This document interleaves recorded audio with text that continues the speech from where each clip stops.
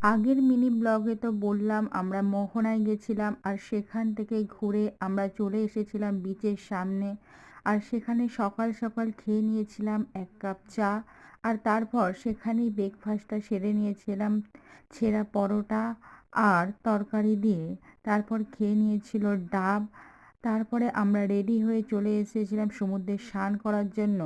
বেশ কিছুক্ষণ আমরা সেখানে স্নানও করেছিলাম। এই যে এখানে প্যারাশুট চড়ছে দেখো, এখানে প্যারাশুট আরও অনেক কিছু চড়ার জন্য রয়েছে, বোটিং রয়েছে, আরও অনেক কিছু রয়েছে এখানে। আর অনেকে আসছে দেখো সেই প্যারাশুট চড়ার জন্য, দেখার জন্য।